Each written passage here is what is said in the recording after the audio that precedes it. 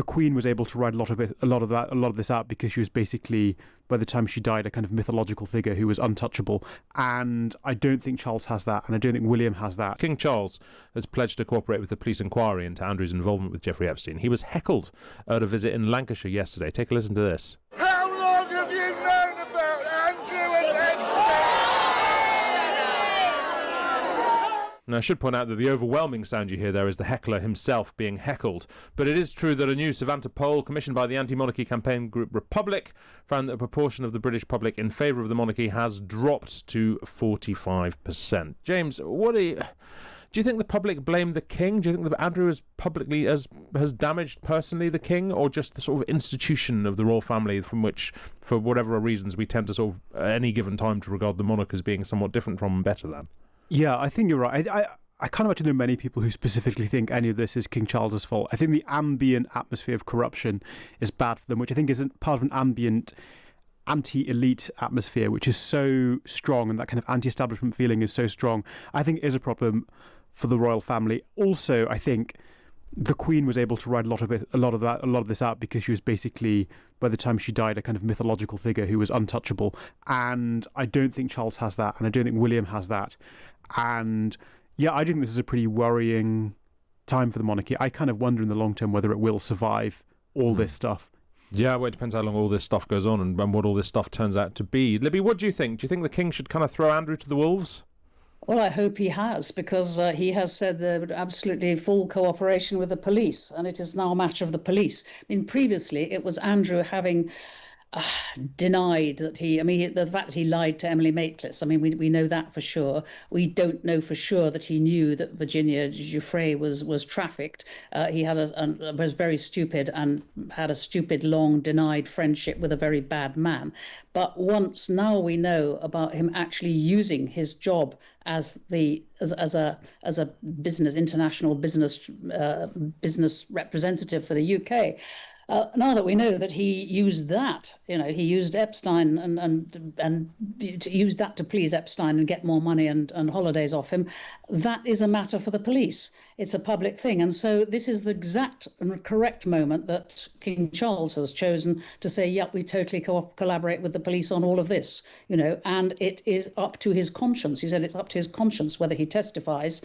I think he could put that a bit more strongly, that he should testify. So, no, I think that's fine. I don't think it's the end of the monarchy. I really don't. The sadness is that it's throwing shade on the late Queen, whose mistake was great loyalty to a disappointed and quite unhappy and quite stupid son. That's what she did wrong. But now people are starting to say, well, actually, this is all the old Queen Elizabeth's fault. That, I think, is a shame and could be a bit dangerous for the idea of monarchy. How do we have a monarchy, Libby, that doesn't run the risk, at least, of behaving like this? Do we have to scrutinise them more, albeit in a non-tittle-tattly way, or do we just have to rest on the character of the individuals? Every family, I mean, we seem to be keen on big families ever since Queen Victoria. Every family is going to have someone who's an absolute pig and lets them all down. That's going to happen. What you need to do is just acknowledge that rather more briskly. And I'm afraid one legal thing which has to be done, and I believe it's a Parliament thing, you've got to get him out of the line of succession. Mountbatten Windsor has gotten to be out of the line of succession. He's number 8 at the moment, and that's just too close. So no, I think come on, all families have got black sheep. I mean, maybe not yours, but most families we can. I think if you look around your family and you can't say who's the black sheep, then it's you, I think, is the problem. Let's move on. James, on a Thursday, we always like to hear from Michael Gove. And I think that one of the people who has diagnosed the problem best is the Times writer James Marriott.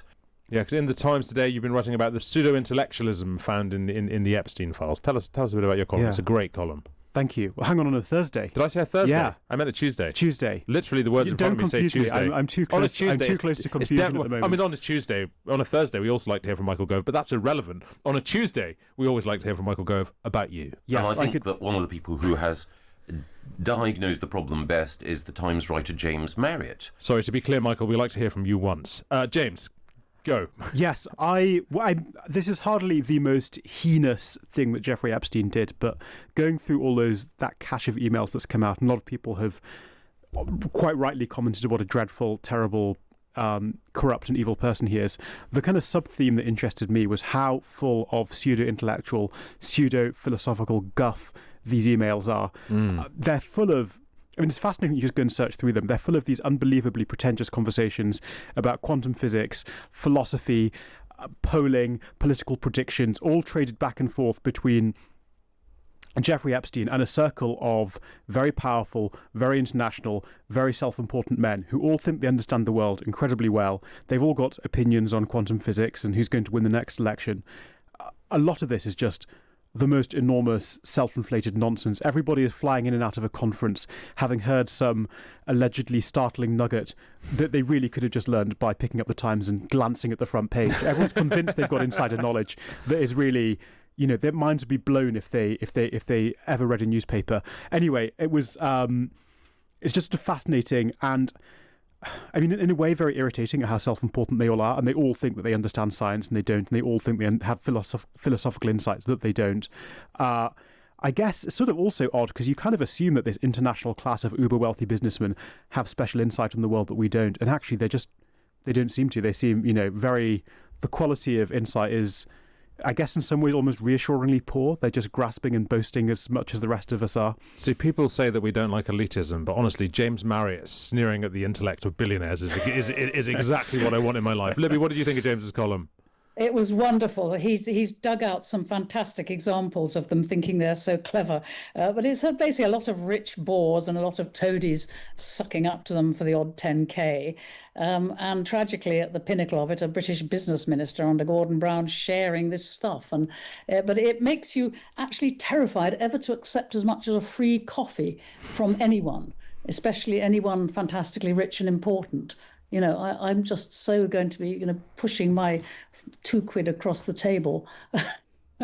Not, you know, it makes you scared to accept anything from anyone because there are people out there who feel they can buy you. Yeah, well, I mean, and they don't even have to for the shade to spare. I mean, like, you know, James, if you've been writing a little bit earlier, one can well imagine in these emails, Epstein emailing his friend saying, "I read a fantastic James Marriott column." What a totally chilling thought. Reputation ending. We must get him out to the island. God, it is actually incredible that how much people you'd have thought had a couple of brain cells to rub together are just taken in by this.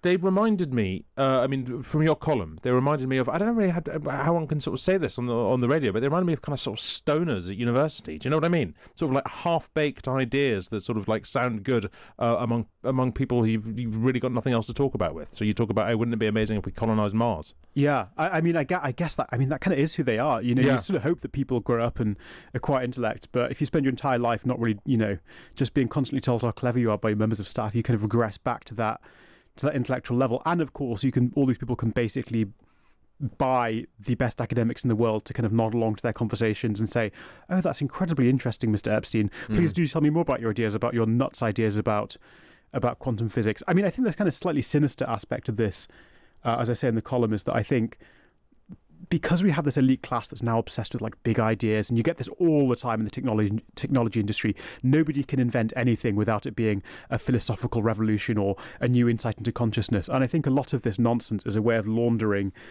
bad and dangerous ideas and making them sound very intellectual. I mean, Jeffrey Epstein's mad plan to do this kind of eugenics on the human race and inseminate loads of women, once upon a time we'd have called that bananas and creepy.